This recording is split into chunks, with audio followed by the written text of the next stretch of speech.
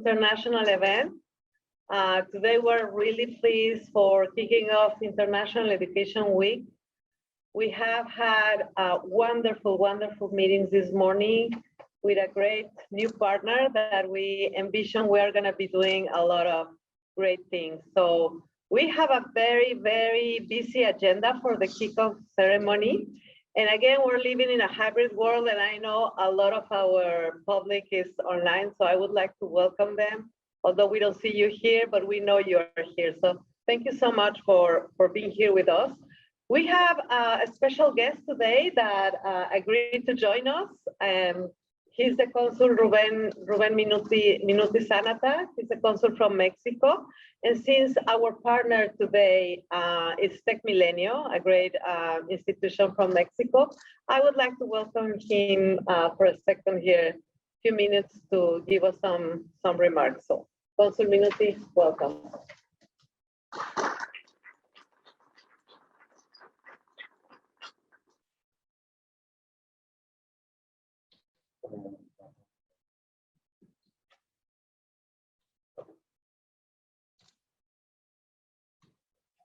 Where should I be looking at? That camera. Okay. Okay. Well, thank you, Alejandra. Thank you very much. And it's a pleasure for the consulate to be invited to this event. Dr. Mike Flores, thank you. Muchas gracias. Raúl Rodríguez Barocio. Bruno Cepeda, muchas gracias. Thank you very much. Nice to meet you. Two athletes in the same table. That's not common, you know? Anyway, I just wanted to. This is good. So it makes me nervous to have to all the awardees here today. And gracias, Alejandra. Thank you for having us here. Well, for us, coming to an event like this for community, our community, Mexican community, Mexican American community, and our San Antonio community, and Central Texas community, Northern Mexico community, I mean, education, regional integration, and happiness. That's another topic we're going to talk about today. As you know, the Tec de Monterrey it's a world-class institution, proudly Mexican, and makes us very happy that two great institutions like these are getting together, and I'm sure they will find a creative. I'm sorry, I'm not reading. I'm among friends, so I took some notes, and I was very happy to be invited. As I was saying, I'm sure they will find a creative, new paths to what we all care about: integration, mutual recognition, revalidation. Maybe we've been looking for that for not for a long time, maybe for the last 70 or 80 years, you know, working on 100 years, you know, of revalidation, reciprocal, of course, and unified by national programs, scholarships. Sorry to mention that we need to work hard on scholarships, and Alamo College's district have been one of our main allies in that regard. So we're very happy and very proud of that partnership, and we want to grow that scholarship program that we have through the IME, the Instituto de los Mexicanos en el Exterior. And well, this will impact in a better and happier North America. Well, I learned about this amazing idea of the well-being. Well, it's not an idea; it's a real institution. The Well-being and Happiness Institute of Tec Milenio, which is by itself, Tec Milenio is an amazing concept.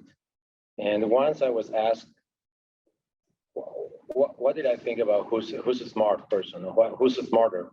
And I'm not a philosopher, but I immediately said, to me, whoever is happier is smarter. So to me, the happy people are the smart people. So, I mean, I know there are wise people or wise men and women historically that were not very happy. To me, they were not that wise, you know. To me, the happy person is the smarter, the smartest and the wisest. So, and we have it here in the U.S. Constitution. You all know that that's the way the Constitution starts, you know. And you've seen movies about it, and you know that it's a right to pursue happiness. You know that. It took us a while to have the right translation, but I like the fact that now tech, our government is talking about bienestar and felicidad, and people think that those are empty concepts, and they're like so generic that they don't mean really something. But I think that I'm happy that we're going back to the main concepts, because we've been putting so many last names to things that, for example, we talk about social justice and environmental justice. And now if we keep going like that, we're going to talk about fair justice, you know, just justice, you know, which is ridiculous, you know. We should not put any more last names or adjectives to things. We just need to go back to the basic concepts. Anyway, I'm taking too much time. I'm boring you. So thank you very much. Remember that the consulate here is your consulate. We're here to serve in many ways, and I invite you to go online and check our website and see if there's anything we can do for you. For sure, we can do a lot for our community, and Alamo College is one of the main parts of our community. Thank you. Muchas gracias.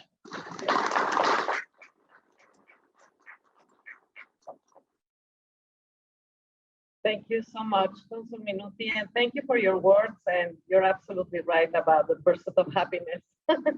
I think we are all in that special right, and we have for that Tech Millennium with us that has made quite a progress in that field, and they have put together a lot of expertise and a lot of experts in that field. So we're very happy, again, in the happiness world, to partner today with Tech Millennium. And what a better partner we could choose for initiating our International Education Week. We're very, very excited for doing this in this hybrid world. And without further ado, I know you don't want to hear me. You really want to hear these three gentlemen that are wonderful experts. They're going to be talking about global skills in the future workforce, with two visions from across the border, with our chancellor, which is a great supporter of global skills and international education, with an expert, Raul Rodriguez, in binational topics, in educational topics. He always gets the best experiences from many, many different countries. So it's wonderful. It's a pleasure to talk to him always. And well, our guest of honor today, Dr. Rector Chancellor Bruno Cepeda. Thank you so much for coming today here with your delegation, for being here. And I'll let you now initiate your conversations. Thank you so much. Again. Thank you, Alejandra. Chancellor Flores, thank you so much for hosting us. You've been most kind today. Your team is fantastic, and we truly enjoy being here. And it's been a more than productive first few sessions. Bruno, as always, a real pleasure to work with you. Your team is also fantastic, and thank you for your visit. And Alejandra, thank you for being the driving force behind this event, but most importantly, thank you for being behind so many initiatives that are of great value to our communities on both sides of the border, and that always bring us closer together. Consul General, always a pleasure. Thank you for the honor of your visit and for your kind words to begin with, was obviously resonate with what this is all about. In fact, the buzzword today in our visit and our conversations have been empathy. We find so many commonalities, so many similarities. There was a concept that was discussed just a few minutes ago, which I loved, which is we're thought partners to begin with. The resonance in terms of what we're thinking of doing is not simply a resonance in terms of what we're thinking of doing together, but individually. So that resonance, I think, is going to build into something of great consequence. I would surmise that this is just the beginning. And what we're trying to put together today is simply scratching the surface of a deep understanding of what we are. and once again, of great commonalities and a potential tremendous partnership. How would you both define, based on what both institutions are all about and based on these similarities, how would you define success in terms of what we're embarking in?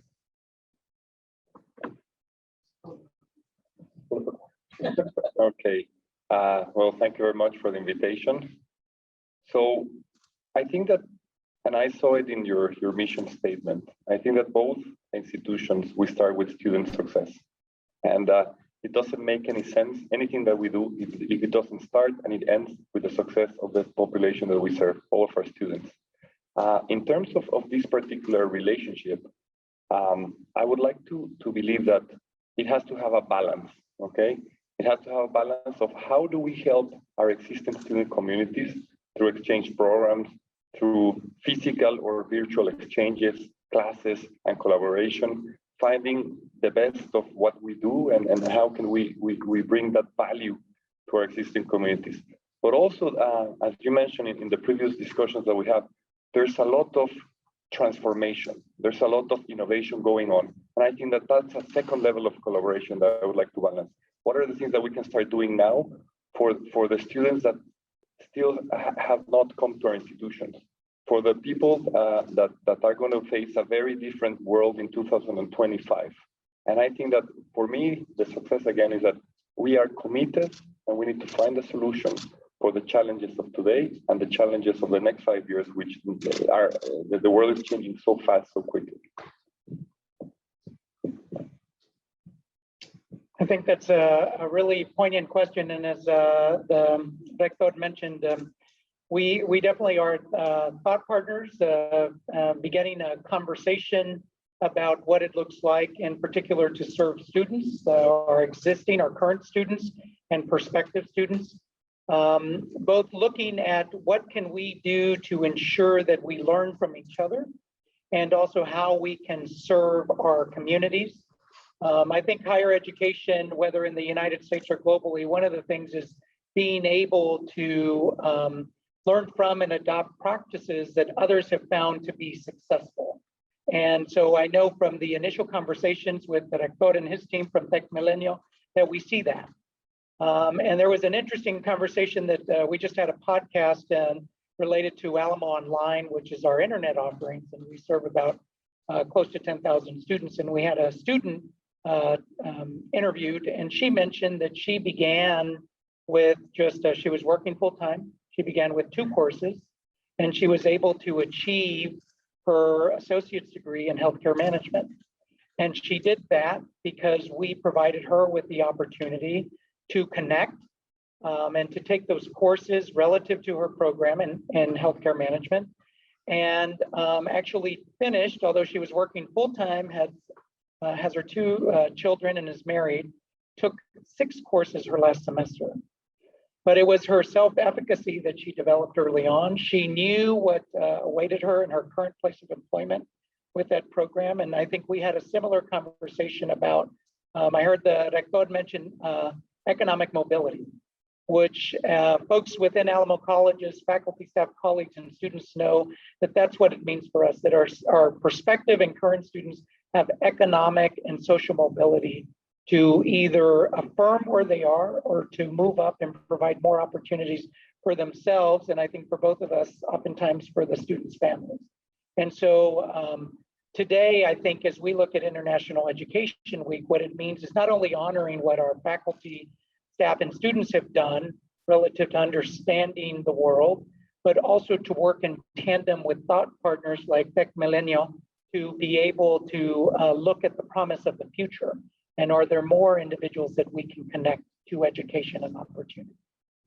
Let me take that to the next level, if I may, and speak to the student out there. What does this all boil down to in a year or two? What does this partnership mean for the student, end of the day? What's in it for them? I think it means that her name was Jennifer. I think it means that we would have more Jennifer Bettises, right? That we would have more students who are able to connect and to take courses. One of the things we've learned over the last 20 months actually is many adults, many working adults with families, they are also looking at what we are beginning, what we've called, right, but has now come to the forefront, micro-credentials or badges. Things that they can take to an employer that says, I have this verified skill set.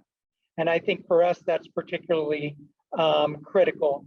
So looking at those micro-credentials, often aligning to perhaps oral communication, written communication, but more often than not being tied to specific sectors. In this case, Ms. Perez mentioned healthcare. She's working in healthcare and is pursuing that in healthcare management.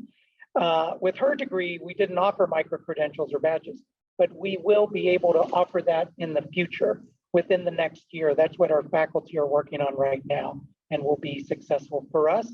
And I think it is learning about the robust micro-credentialing program that our colleagues from Tech Millennial have, and then also learning about how they prepare their students through 2 courses related to the Institute of Happiness and Well-Being, right, about things that they need to look for to ensure that they're successful in the future. Thank you. I'm going to go a little bit more abstract here, because your question was suggestive of what do we tell students for the next 2 years. The first thing I want to say is that the world is changing so fast. Okay, we're in such an inflection point right now that the main message for me to these hypothetical students, and hopefully many of the people in the audience, you cannot look at your future in the next 2 years. You need to make a change. You need the commitment to become a lifelong learner. Okay, and for that you're going to have both Alamo community colleges and Tech Millennial to support you in your lifelong skilling journey. And this is important. I know that many people probably have heard it, but in Chinese, the symbol for crisis is actually made of 2 symbols. One which means danger, and the other one that means opportunity. These are the times that we're living right now. And I'm going to quote, I like this report from the World Economic Forum, okay, which is the Future of Jobs report. And let's start from the danger side of this. So according to them, 43% of the current jobs are going to disappear due to technology integration. And that's going to mean that 85 million jobs worldwide will become redundant. And there's a lot of people that panic, but we are Tech Millennial. We have been named the first positive university in the world. So I'd rather look at the other side. Let's look at the opportunity. That means that they also quote that 97 million new roles will emerge, and they will require new skills, okay? Also, the World Economic Forum has another report called the Skilling Revolution. So what's really gonna happen, this 4th industrial revolution is very different, very unique to the other industrial revolutions. First, because of the speed of what's happening, because the digital things have no restrictions, okay? The change is dramatic, it's super, super fast. This is a revolution which is moving from mass production to mass personalization. And mass personalization includes everything, including learning, lifelong learning. So you should expect in the next 2 years, and you should probably, if you're not thinking already, to expect to have a more hybrid, more flexible, and more personalized education for life, based on what? Based on your own purpose of life, based on your own needs, your own personal and individualized context, okay? And all of this can be leveraged through combining the physical and the digital educational resources. So according to this Skilling Revolution document from the World Economic Forum, 70% of the workforce today will need reskilling or digital upskilling in the next 5 years. They believe that 55% of the employers will no longer care in the next 5 years about your formal degrees. They will be more interested in your micro-credentials and for you proving that you actually have the skills required for the job. So again, this could be very, very scary, but because we're optimists here, this is where I see the next 2 to 5 years. us, the universities, the community colleges, to provide the skills that you need to actually take the advantage of all of the major opportunities that are going to happen through the next 5 years. And hopefully that inspires you to become lifelong learners. You know, interestingly, right before the shutdown, the pandemic shutdown, I did a fireside chat with the Prime Minister of Singapore, Prime Minister Lee. And I started off with a question having to do with what do you devote most of your time to? What's your pet project? What are you most enthusiastic about and concerned about? And I thought he was going to go into climate change because of the way it might affect his country and so forth. And he said lifelong learning. That is my priority because I think it will make the crucial difference in the future in terms of our competitiveness. If we want to remain at the level we are and we want to improve on that level, lifelong learning is the linchpin.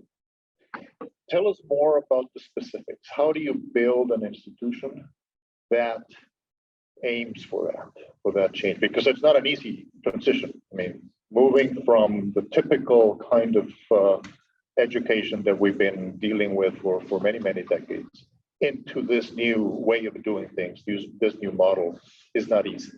Where are your crucial bets and where are your crucial efforts building into this? So let me start where I took off, right? This time, it's about this industrial revolution I mentioned before is about going from mass production, which had the economic reasons, to mass personalization. And if your education is going to be personalized, it has to start with your own personal purpose in life, okay? And that's why we've been betting for the last 8 years in this Institute of Wellbeing and Happiness. There's no, and it's nothing new, right? It's any ancient tradition. The Greeks had the eudaimonia concept, etc. I mean, and we all want to be happy. We all want to flourish, but sometimes we focus on the opposite of flourishing. Let's say that when there's an illness, okay. The fact is that the more that you know yourself, the more that you understand your goals, long-term goals, your short-term goals, etc., the more you start to master the positive habits, the more you're conscious or aware about your own situation. I think that there's a correlation with personal freedom and being in control with your life. And again, this is going to sound very, very abstract. But the reason why I mention this is that these things that sound very abstract, and they look this is in the distant future, and we've been talking about this for years.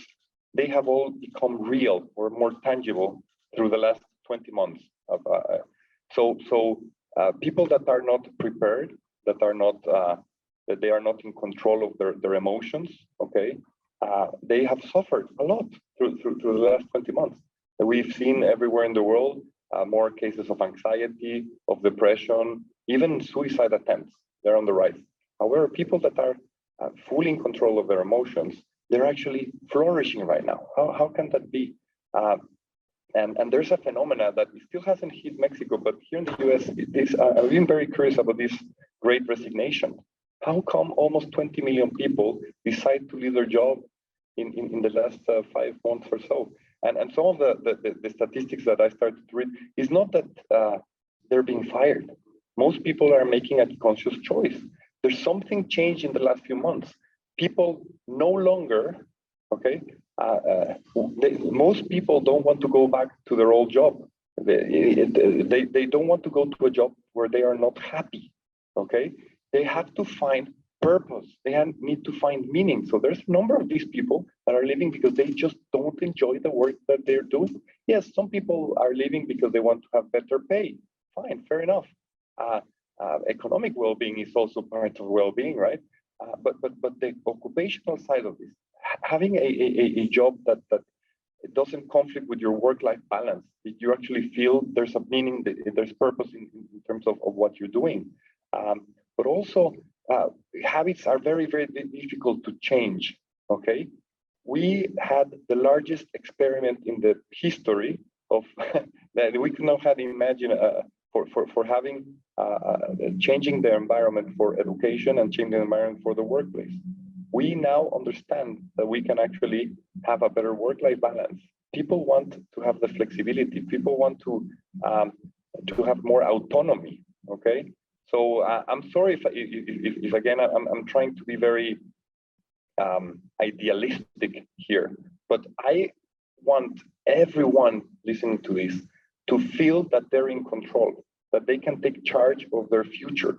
They need to understand what is their purpose in life. They need to be responsible for their own well-being in all the dimensions: the physical well-being, the emotional well-being, the social well-being, the spiritual well-being, the occupational, financial well-being. All of these aspects, they can be in control. And there's the one thing that we can promise is to be there to support. Okay, to give them, because it's not only about learning the skill. Okay, I guess that to your point, Raul, for the past 200 years, perhaps because the education needed to provide the workforces that were required by the previous industrial revolutions, the curricula started to leave the humanities on a side. Okay, we focus so much on efficiency, on productivity, on the skills that are required for jobs. Don't take me wrong. Our university promise is on employability. 9 out of every 10 students from Tech Millennium, they have a job the day they graduate. 12 months later, 100% have a job. And we want to make sure that through their career, we support them, we help them to get better promotions and growth. What I'm talking about is in an integral education, which yes, focuses on job skills, but also focuses on the life skills, which include personal well-being, happiness, and hopefully as a community and caring for our environment for human flourishing. Mike, let me build on what Bruno just described. How does your job look today vis-a-vis 20 months ago? What has changed? What do you see in the horizon that is different? How do you see that transition? And within that, tell us about specifically your focus on the Hispanic community. In Texas, if trends continue the way they are, will most likely by next year or the following year be a majority Hispanic state. How does that factor into what you do and the way you think ahead? Well, that's, I think if I were to look at that in particular, the question, one is that we know we've learned some things from the past 20 months, in particular from the pandemic, and looking at what prospective students or today's learners tell us, right? So predominantly adults, what they're saying, as Hector mentioned, is 70% of employers see that there will be a dramatic shift related to employment and whether those jobs are necessary or can be automated. But there was a report that was issued last year in which a research center said that 30% of adults within the United States realize that perhaps the way that they can get a job or move up within their current position is through a non-degreed credential. It's not an associate's degree, a bachelor's degree, or a master's degree. It is some certification, what we would call a badge or the micro-credential, that they could take to their current employer or prospective employer that would say, I have these skill sets. So I think for us, it would be, and for many within higher education in the United States or in other countries, it is how do we provide that, not only to our current students, but to prospective learners, current individuals that are currently working, and what does that look like? If there is to be any, you mentioned with regard to Hispanics or Latinos within Texas or the United States, one of the things that we also saw is through COVID, many of our students are already struggling or challenged economically. Of the 65,000 students that we have, a majority of those students rely on need-based financial aid or scholarships to pay their tuition. Many may use assistance from employers to be able to do that.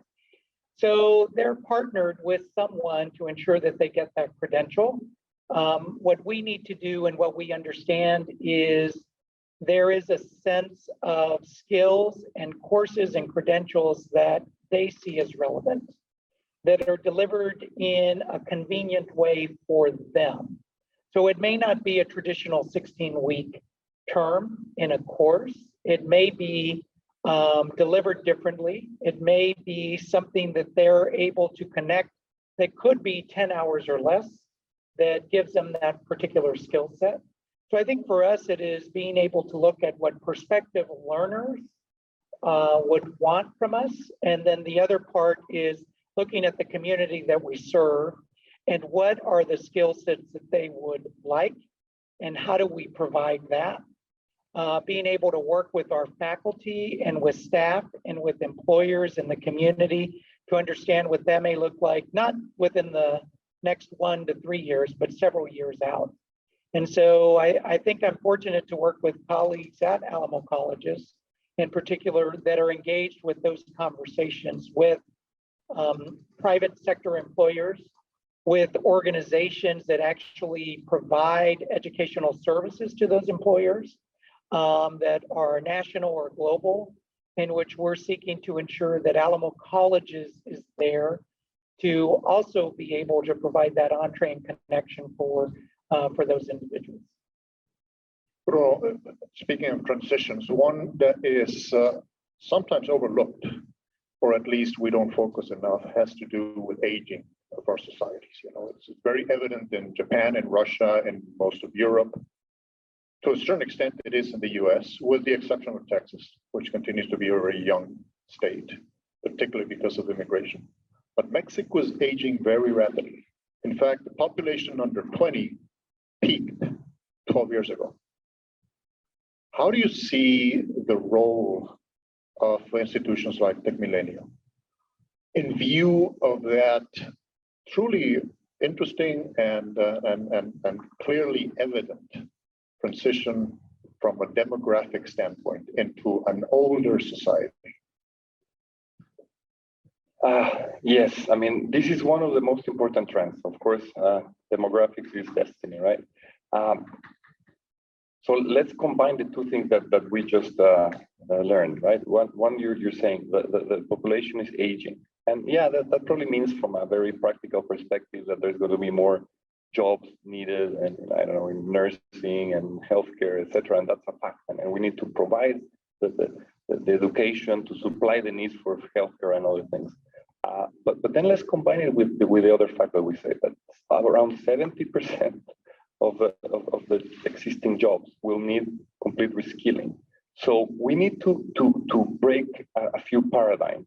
Okay, so let me start with the old paradigms. When I was young, when I was going to high school or to college, so higher education is for young people. That's one paradigm. That has to happen in a physical campus. And that physical campus is to have a large capital investment and a lot of facilities, sport facilities, what have you. And they need to have teachers that live, I don't know, 5 miles around. And all of these restrictions, all of those paradigms are disappearing. And please don't take me wrong. If you can actually afford to go to a full-time college and spend 4 years and hundreds of thousands of dollars and the full experience, great. If you're such a privileged individual, go ahead. But for most of us, for most of the people, including the older population, that's not possible. A lot of people have a different context. They don't have the time, they don't have the money, they need to work, or maybe they have kids or whatever. And but now all of these paradigms of education are dissolving. So this is a great opportunity. How? Well, let's make sure that we have, again, the flexibility. So we need to create offerings that adapt to the individual context. Some people will want to study 100% online asynchronic, but they do want to acquire a skill or upskill. That's fine. But a lot of us also want to have the human connection, right?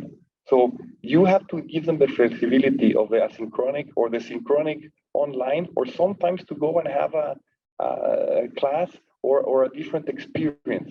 So these personalized educations means that all of these parents have been changed, including the age, okay? If you're like me, 50 plus, 51 years old, I have to learn again. And you need to constantly learn what I need, what I want again. So hopefully this also is quite an exciting opportunity. This education change also combines with the change that we mentioned before of the future of work.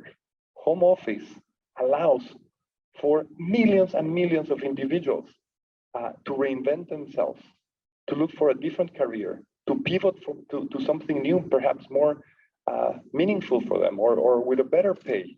Okay, at least I'm going to speak from a Mexican perspective.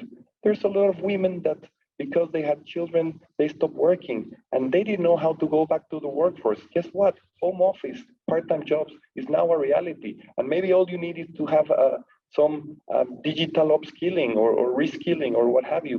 So this is the greatest opportunity for people to actually work from home, to study from home, to work in their own time in the context, and a lot of jobs, by the way. I mean, maybe this is part of a follow-up question, but that doesn't. Then these paradigms that are changing not only for education, they're changing for work. Okay, so maybe you can have a great job that is not where you live. Okay, and that will probably follow up on a discussion of what does that mean for Texas and the north of Mexico. But I think this is a great time to reinvent yourself.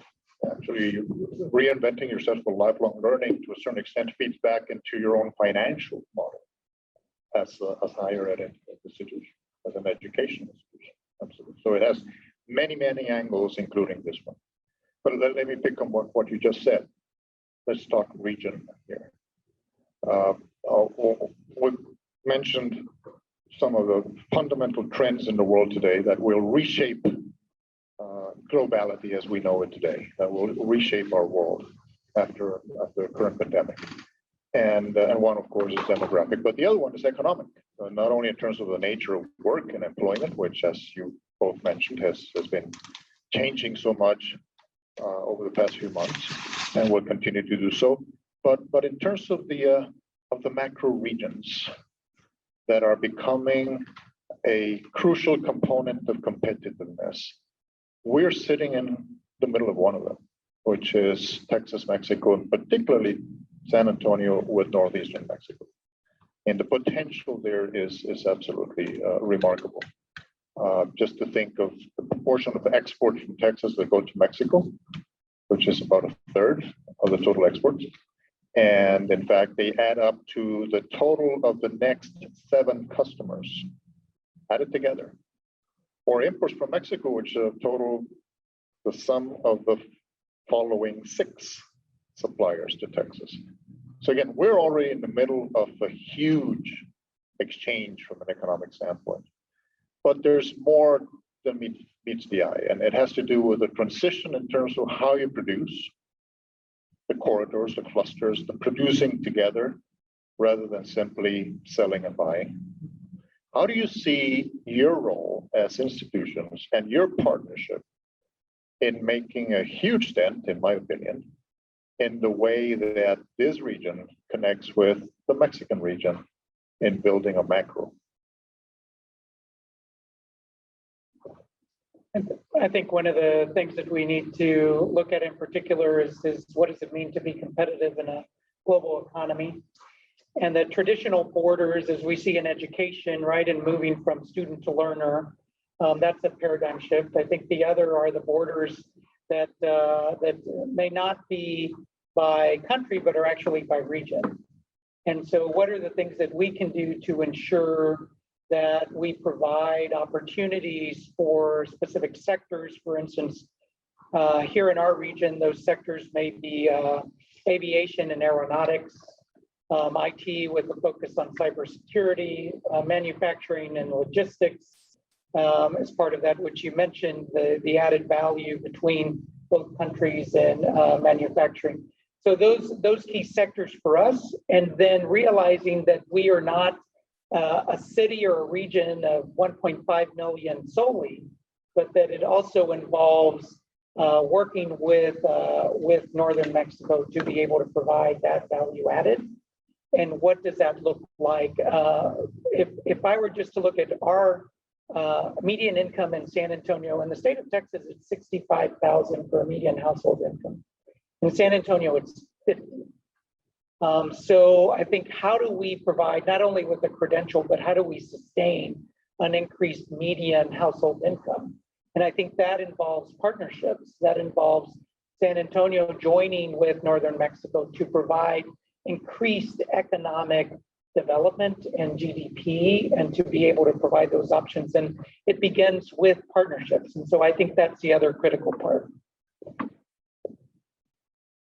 Yeah, hard to follow that answer, huh? No, I'm going to quote, recently, about 3 weeks ago, I was invited to a forum like this one in Austin. It was organized by South by Southwest and Inc. Monterrey. And in the discussion of the panel started with the issue that the tech economy in Austin is really skyrocketing. And even though they have a lot of talent, and they're not being, there's no availability of talent. And they were saying, how do we solve this problem? And it cannot be solved only by moving people from California to Texas. That's just creating a lot of inflation, changing the culture, what have you. Or bringing them from India. Or so there was a lot of discussion about how do we create this mega region. Okay, so of course you have the Texas triangle, right? So you have Dallas, Houston, San Antonio, and now you have Austin in the middle of it in this tech revolution. And how you connect it to Monterrey, to the north of Mexico, or to Mexico. Same time zone, similar cultures. Yes, we have a language barrier, but many of us do speak English. Hopefully some of you also speak some Spanish. And I remember, I'm going to quote from somebody that was in that discussion here. We come from this paradigm of the past 2 centuries that the integration is about trading. And that's no longer the case. And if I quote correctly, prosperity in the 21st century depends on talent, innovation, and strategic partnerships. And at the center of this is going to be the talent. And the talent, we have such a responsibility. I fully agree. First, we do have a responsibility with our communities, right? And the let's say the employers and the community that we have. But first and foremost, we have a responsibility towards our students. And sometimes the best opportunity for a person or a learner is not necessarily within a few miles of where they live. So I think if we look at this mega region, if there's at some point an imbalance of where let's say you were mentioning, if jobs very well remunerated start in Austin, why not supply it through San Antonio or Monterrey or a mixture of all of the mega region? And again, with this flexibility, that doesn't mean that you have to move. I mean, this is great because with the flexibility of work, maybe you don't have to leave your town. Maybe you work for an Austin company from San Antonio and commute every now and then, or from Monterrey or what have you. And I think that we have the culture, we have this, again, the time zone, we have a lot of resources in the region. And I think that if we really integrate not only the trading, that as you mentioned is already there. I mean, the largest trading partner of Texas is Mexico, and Mexico is Texas, and that's fantastic. But let's go beyond that. Let's integrate the talent, let's integrate the innovation, let's integrate the strategic partnerships. And that's why I'm so excited. Today we're starting a strategic partnership in the benefit of the whole region, I guess. And a crucial component of that is changing mindsets in students. You know, we do a lot of surveys at Monterrey Tech with our graduates, with our alumni, following up on what has created value in their lives based on their educational experience, and asking for feedback in terms of what should we strengthen in terms of our programs and so forth. And we're constantly amazed by the fact that we're expecting them to say, you know, the quality of the faculty, the quality of the programs, the fact that I was able to interact with this and that. They always point to their international experience as being at the core of their success in life. They say, it opened my mind, it gave me perspective, it changed my mindset. end of the day. So what you're doing here is precisely building on that in order to build on our competitiveness as a region, among many other things. There's a question from the audience having to do with how do you consider experiences like Erasmus in the case of Europe, or what Germany does in its own fields, particularly considering that these experiences have been in environments or contexts where the economic and demographic transition has already been happening there for quite a number of years. So any lessons to draw from them? I think that it's a matter of re-envisioning how we connect and provide opportunity to individuals, how we organize ourselves to be able to do that, and what that means. And looking at last March, I think that provides that perspective, right, of being able to connect with students at a physical place, but being able to organize resources differently to provide virtual instruction. So higher ed and definitely Alamo colleges, our faculty, our staff, our students are capable of doing that. So that was a call to action for us to be able to continue to provide educational opportunity. So I think it is, what does that look like going forward? What are other models like Erasmus and others that we can look at in which global entities have also re-envisioned what they do to meet some of the challenges that they confront. You mentioned the Prime Minister of Singapore earlier.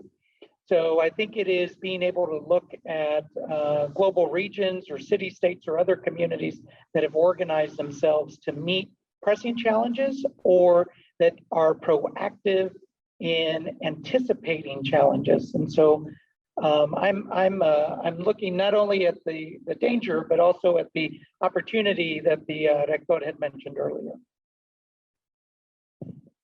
Yes, and I mean, you mentioned two examples, but there's so many things changing. I mean, this has to serve like a, I don't know if it's a wake-up call, but this has to enhance our sense of urgency.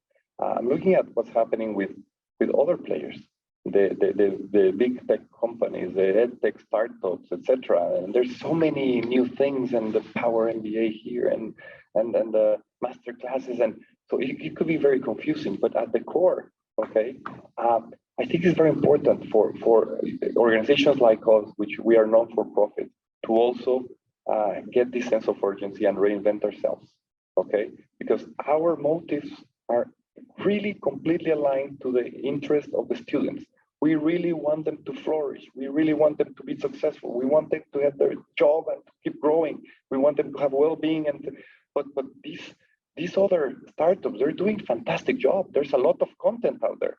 And so we actually have decided to create our own internal transformation office. It's working like a startup, and we have to reinvent ourselves. And we're actually making a lot of experiments, but to address the changing needs of the marketplace and of our students, we are committed to changing our programs from traditional classes, to courses, to certificates that are being done in co-creation with the employers, to make sure that not only they have an academic value, but they have a practical value, that what they are learning is going exactly what the employers are looking for, so they can find a job. We're integrating everything in an ecosystem of digital platforms to make sure that the experience is seamless, regardless of where you are. It can be personalized. Our model, our educational model, is going to be modular, stackable, and flexible, so everybody can go there with their own. They have their whole life ahead, right? Through their own learning pathways. But I think that the key ingredient, and that is because we really care, is the accompaniment model, or let's say the mentoring. It's very difficult for an individual to learn on their own, okay? Even if there's so many educational resources for free or whatever. So how do we take care of you and give you the best advice and help you finish all of this? So I guess that, I mean, we're looking at the Erasmus, we're looking at things, but also we're looking at 2030. We need to start making the changes today for the world that our students are going to face in the future. I think the audience will agree that we have thought partners here. Great leadership, reading from the same script, if I may say so.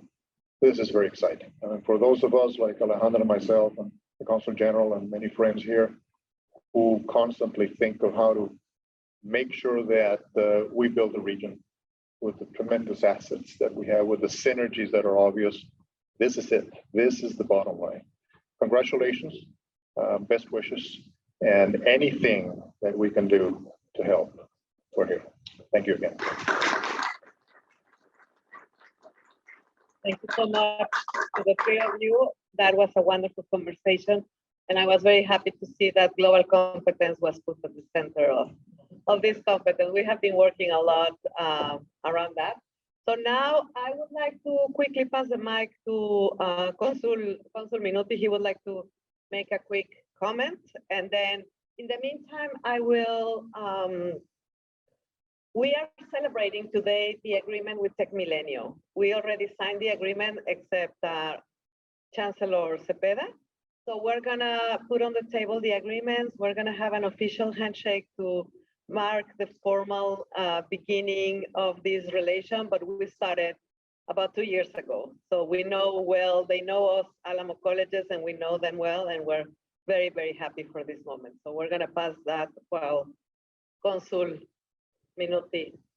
Very quick, and just to thank again and to congratulate this panel, and to mention that we're very happy to be in the same frequency with great institutions. We are working very hard in the consulate network to be practical, to help our community to certify their knowledge through institutions that are willing to accept a practical knowledge and to translate that in a certification. And so we can have the best AC repairing in the world, you know, in Texas and Northern Mexico. I mean, why not? It's as good as having the best physician or the best nuclear engineer. And well, we all have I want to clarify, I like the US Constitution so much that I said US Constitution is the Declaration of Independence that statutes the right to pursue happiness. And then it's followed by the US Constitution, of course, but it's the Declaration of Independence, just for the record. And well, this was a very enriching conversation for our community, and I appreciate very much to be part of this amazing audience, in person and remote.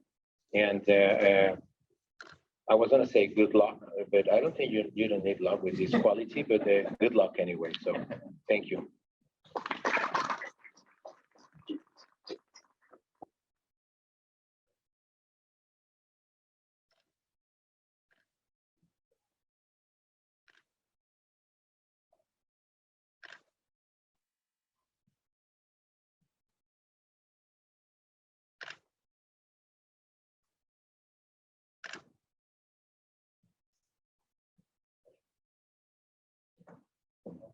Oh, yes, yes, definitely.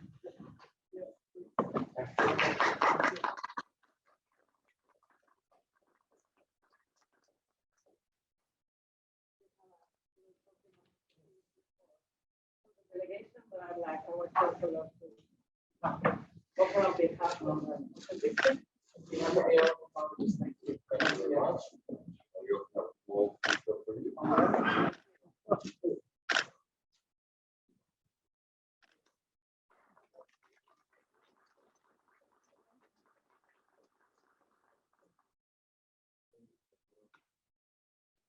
Yes, yes, we will talk to the delegation. Maybe here, it's a nice background, so.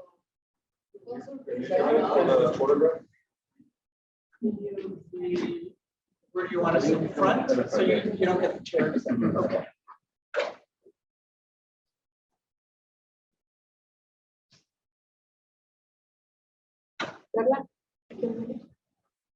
Luis, luego te mandamos. ¿Cómo? Ahorita dejamos pasar.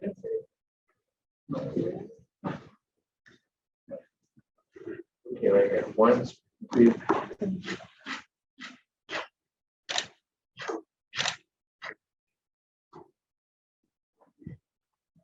Ahora con el cónsul, por favor.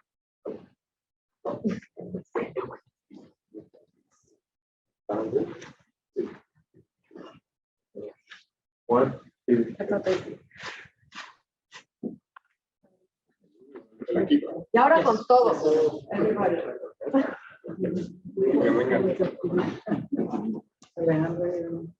You good? Okay, okay. Xavier? No? Come on, come on. Then you'll become. Yes, come on. I'll be at the other end.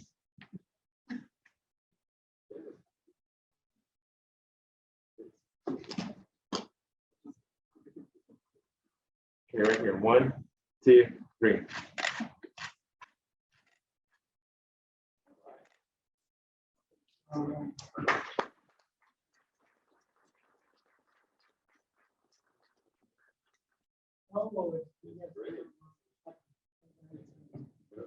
Well, the program will continue right now with a special portion of the International Education Week. We're going to be giving away our outstanding efforts in internationalization awards. So I'd like to, yes, please, you can stay. Thank you so much. I appreciate so much your participation. This was a fantastic panel. And Chancellor, thank you so much. Consul, muchas gracias. So like every year, we will honor today in two different categories, two great colleagues that one of them is in the faculty category, Dr. Scott Walker. He has been unanimously, I hope he's here. Yes, wonderful. Wonderful, Dr. Walker. Thank you so much for everything you do for international education. I don't have prepared words for this moment, but we all know that you work in many different angles in support of international education. You work in exchanges, you work in virtual exchanges, you work in study abroad with us, you work in grants. We're going to be announcing a great grant this week. So I would like to very especially thank you for everything you do for international education. And just for the benefit of all our colleagues that are looking at us online, and again, thank you for staying with us. I'd like to mention that Dr. Walker is a professor and coordinator of geography and environmental sustainability at Northwest Vista College in San Antonio, Texas. He has taught at NBC since 2007. All of his international travel has positive effects on students in geography and environmental science courses, including something as simple as integrating photographs. He has taken into a lecture to things as complex as getting students involved in international research. So because I think the time is very limited, but we're really grateful for everything you do, Dr. Walker. And on behalf of the district, I'd like to present to you this this award in recognition for all the wonderful work you do.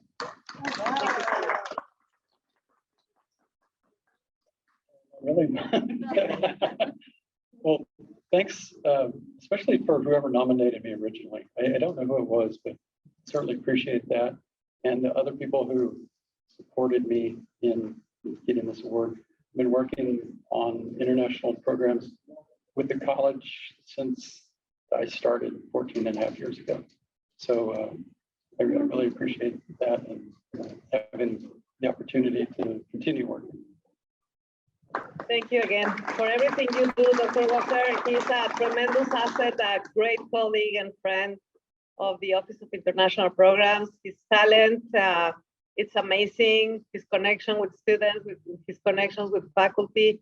So we're very fortunate to have you among us, and I'm very grateful for all the work you do, really. Thank you so much. And now, last but not least, definitely, we have another category I would like to introduce Outstanding Efforts in Internationalization Awards in the category of staff. Staff interacts quite frequently with the students. Ms. Luz Hernandez, she's the awardee in this category. We're also very grateful for the passion she shows every day, for being so friendly with our international students, for being such a champion for our international students, for the services that we provide. We're grateful for that very important interface we recognize. And not only us, really, I want to emphasize that these awards are given by this office and by the district, but these are a result of a democratic process. So you have been voted. Same as Dr. Walker, you have been voted by all the colleagues. This was spread all over the district. Everybody had an opportunity to vote. And I would like to mention that we received a lot of votes, correct, Maria? How many? More than 200. So it is really something that the district and everybody recognize on you, on your talent, and everything you do for international students and for international education. So we're very grateful with you, Luz. And I'd like to just share something that was said about you. Luz Hernandez is a first generation college graduate that amplifies joy and pride of Si Se Puede. Yes, you can. Strengthen her values, mission, and professionalism. She is a zest of energy that with her light, like her name, she provides hope to our students who face challenges to obtain the dream of obtaining a college degree. It's anonymous, but I think it reflects on what everybody feels about the work you do. So Luz, thank you again for everything you do on behalf of all my colleagues from the district and the colleges as well. I'd like to present you with this award.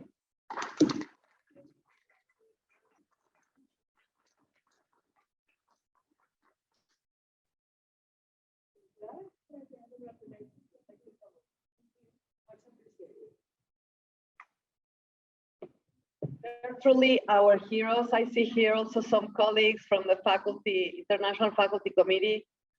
This is a weird event, but I feel the warmth. We have a lot of people on the screen via Zoom, and everybody here supporting their colleagues, supporting us, participating in this conversation. So I'm very, very grateful. Before I stop the talking and I continue talking about, I will talk just a little bit about International Education Week. So like every year, we collaborate with the colleges to bring quality content for the students, for the staff, and for the faculty. You will see that in our webpage, International Education Week, alamo.edu/IEW, you will see all the programs that we were able to assemble, to put together for all of you. I think it's very interesting. There's a lot of collaboration with the partners. I can mention, like with the Jerusalem Academy of Music, we're gonna have a discussion on our favorite topic, that is the importance of global competence in this world, and how we use the music to connect us and to develop those global competences. We're also thrilled, very, very excited that we're introducing the first Alamo Global Learner Pathway. It's a digital badges system. So it's a system, it's stackable. We've been talking about that all the time, but this is about global competence. This is gonna benefit the students that will go through an internationalized course, or will go on a virtual exchange, or will go on a real-face exchange or on a study abroad. So it's a great opportunity to demonstrate what was just mentioned here by our principals, to demonstrate that our students have acquired this global mindset. The accumulation of these 9 digital badges that I can mention few, like curiosity, empathy, diversity, flexibility, those are some of them.